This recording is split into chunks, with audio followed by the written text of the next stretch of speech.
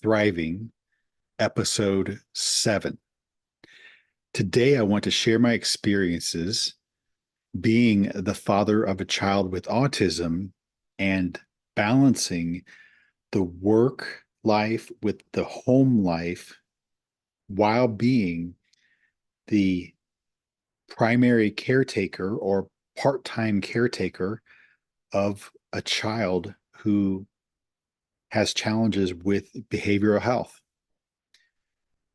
In my experience, being a father of a child with autism throughout the years, we've had situations where the school would call us and ask us to take our child home, or there were other challenges which prevented our child from being in a general education setting or even a another setting that specialized in children with autism and behavioral health challenges.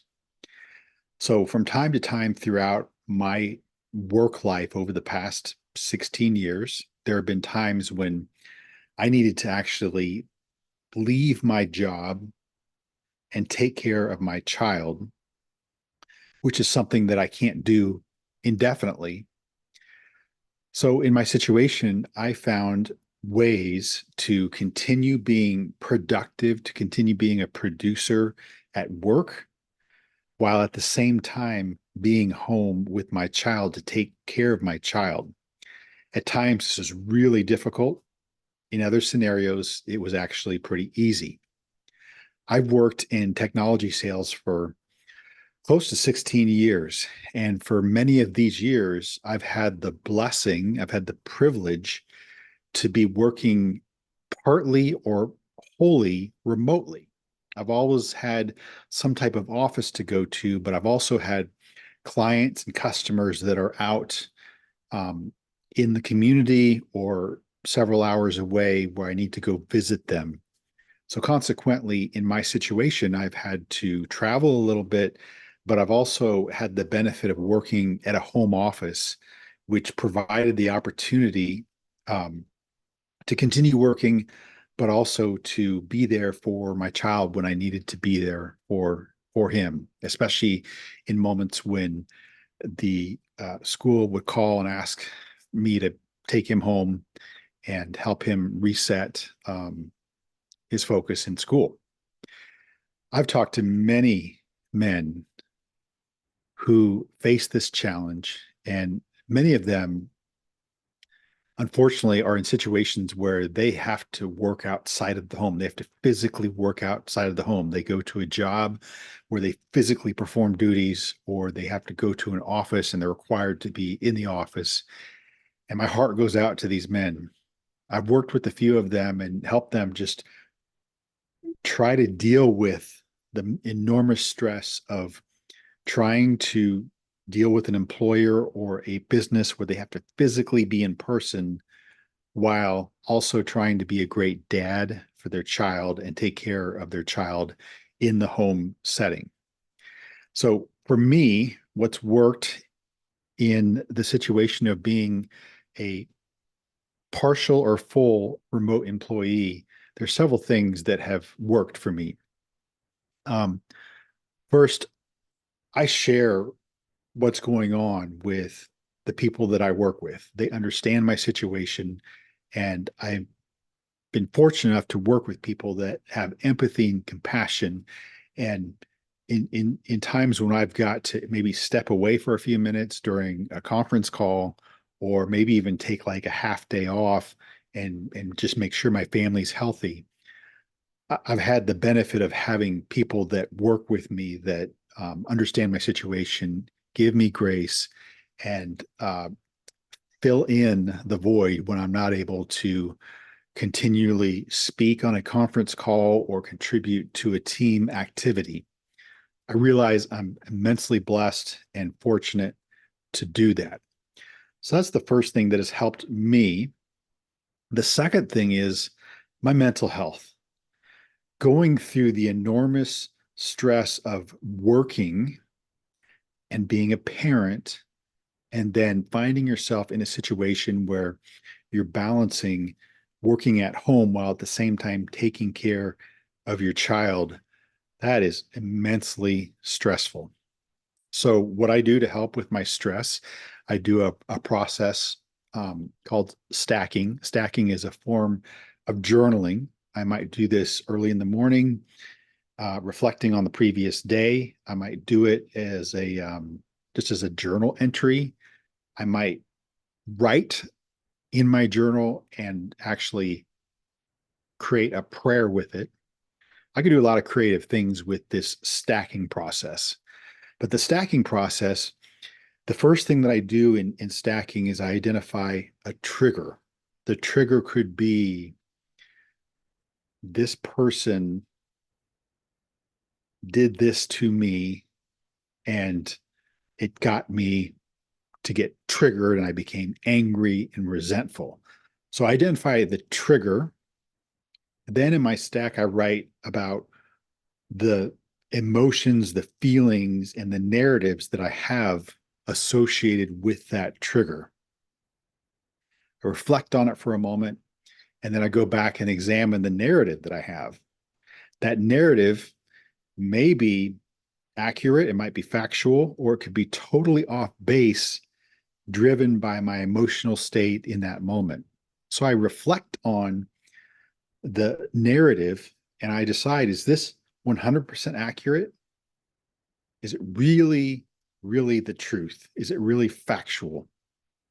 Maybe it's not. If it's not, I go and rewrite the narrative and put it into a state that might be more factual and might be more healthy for me to process the situation that is triggering me. The trigger could be something someone did at work, something someone did in my home. It could be just an issue that I've got to deal with that's really difficult. It could also be something like a joyful experience, and I'm really happy and joyful and excited about something, or very grateful for something. That could also trigger me in a positive way. But after I've gone through the process of identifying my trigger, looking at my emotions, narratives, and feelings, and then examining my narrative and deciding, is this really 100% true or not? And then maybe rewriting that, I go through a process of reflection and prayer. And then I exit that experience with extracting some type of lesson. I feel like every experience that we have that triggers us is an opportunity to learn a lesson, a divine lesson from God. So I extract my lesson, and then based on my narrative, if I've written a new narrative and my lesson and the revelation I get from that lesson, I might decide to actually do something immediately about that. What are the actions that I can do based on this new lesson and this revelation, or what do I need to do to manage this situation? So that's my stacking process. I go through that and I often turn that into a prayer. That immensely helps my mental health situation. I'm able to process really difficult situations, complex situations, and gain divine insight and then move on. So that's the first thing. The first thing that helps me is stacking. The second thing is meditation. Meditation, for some people, it might sound like a kind of a metaphysical, weird, you know, spiritual experience. And it could be that way for some people. For me, meditation is an opportunity to give my mind and my nervous system a chance to relax and reset. And doing meditations, I meditate almost every day. Meditating for 10 to 20 minutes gives us an opportunity to allow our nervous system to relax and calm down and put ourselves in a parasympathetic state. And by doing this, we can go back to the situation that we're dealing with and have a more relaxed, present approach. And our nervous system, we actually increase the capacity of our nervous system to handle stress. The more we can handle stress, the better we can take care of our children, the better that we can produce in our businesses if we meditate. So, second thing is meditation. The next thing is ABA therapy. ABA therapy is delivered in, and ABA stands for Applied Behavioral Analysis. There are specific behavior therapists that are certified in ABA therapy that run programs. They run programs specific to your child. Sometimes it's in a center, or sometimes it's in the home. We were fortunate, our insurance company provided in-home ABA therapy. So working with the ABA therapist, they will typically have an implementer, an ABA implementer. The therapist will come to your house and help you develop a behavior program. And then the ABA implementer will be the person that actually is working at your house regularly. Or again, I haven't had the experience of going to a center, but I assume the center has some type of similar setup. But these people can work with you during the day, during the evenings, based on their availability and schedule, as well as yours, to help you, actually to help your child improve their behavior. I've found that sometimes these ABA implementers, either just through their normal schedule throughout the day, they're actually able to be at the home, which gave me an opportunity to focus primarily on my work while they were working with my child. Or in some situations, maybe they don't have availability based on their schedule at their work, but they've got some extra time. And I've hired these ABA implementers on private pay. I get permission from the ABA firm, the person that owns the firm, and I make sure we all understand what's happening. But I'll actually pay these ABA implementers to be in the home at times throughout the day or throughout the night when I'm working, and it would just help me to have somebody else there to interact with my child and to train my child while I'm actually producing. The next thing, and this kind of goes along with the situation of being a remote employee or working partially remote or hybrid, having the ability to spread your work out versus having to work Monday through Friday, 8 to 5, you're like on the clock. Instead of that, having the flexibility from your employer or in the business, if you own the business, to be able to spread your work out at different times throughout the day and the evening and on the weekends. Having this flexibility allows you to focus on your child's. For example, like if you need to be at home and fully present with your child from 10 o'clock in the morning till 1 o'clock in the afternoon, it gives you the freedom to do that, knowing that you might have work later that evening or over the weekend. You may make up that time to get that work done based on the needs of your family. So this is the final thing that really helped me, is just having that flexibility. The final thing I'll reference here, and I unfortunately did not qualify for this type of assistance, but having respite care. So typically through like the Department of, some type of social services department through the state or the county, a lot of fathers have been able to access respite care where they have a professional that comes to the home to provide care at different times. It might actually be for like a date night on the weekends, or it could be during the day. But having that respite care, and the respite care person could be a family member, and the state will actually pay that family member to provide respite care services so that you can have a break from having to be fully engaged with your child for a period of time, maybe an hour or two, maybe 3-4 hours. I actually don't know. And then focus on other things that are priorities for you. Like if you need to work, if you need to take your wife on a date night, other situations. So respite care, really helpful.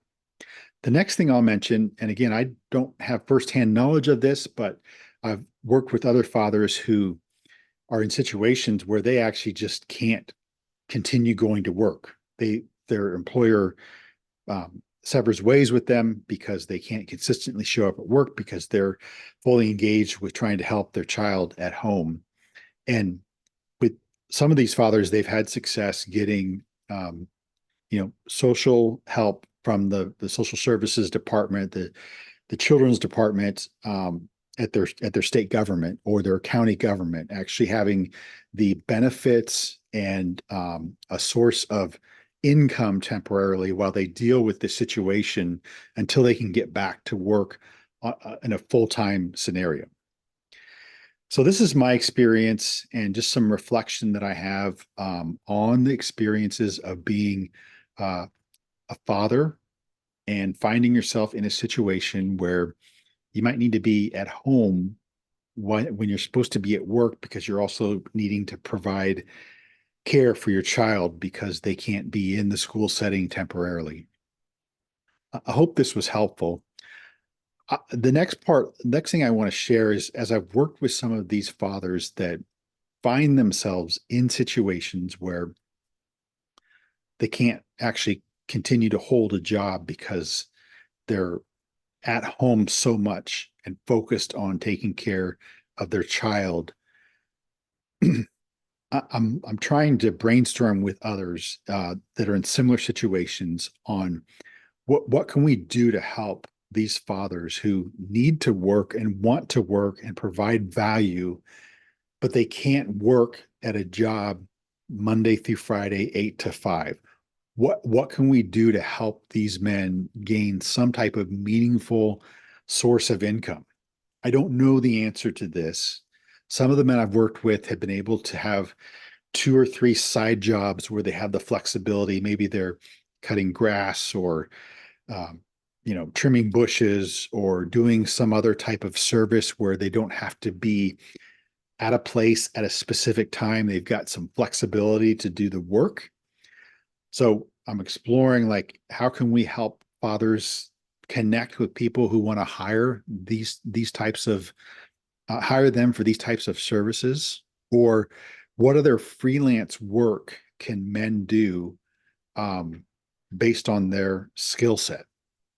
I've also started to connect with other fathers that have an ability to look at someone's resume and identify like, hey, if you are working full time and you lost your job, here are several things that you could do to um, like provide value and actually get paid for services outside of just showing up at a job. It's not probably going to, change someone's total financial picture, but if they can at least have a way to gain meaningful sources of income, they've got hope. And if that income allows them the flexibility to still take care of their child, that's an amazing situation for these men. Again, I don't know the answer to this. I'm reaching out to people asking for feedback and ideas, and I'm collecting these ideas and sharing them with others. And hopefully, at some point, I or others will have an answer to this question of like, how can we help these fathers who need to be home a lot for their children for a period of time? How can we help them continue to create income in a flexible way until they can go back to work full time at their jobs or in their businesses?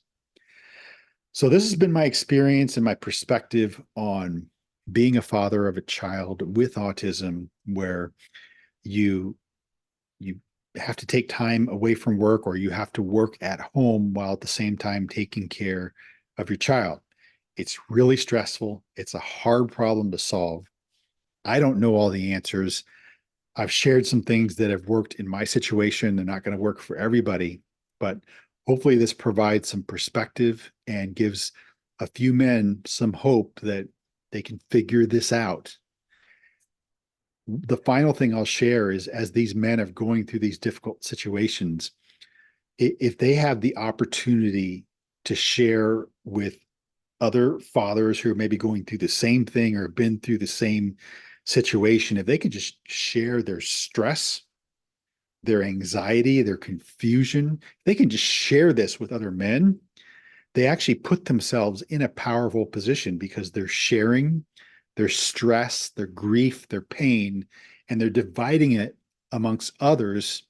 And by doing that, they actually put themselves in power by leveraging others who are willing to help them with empathy, compassion, and feedback. A lot of men don't have this. I didn't have this for a number of years.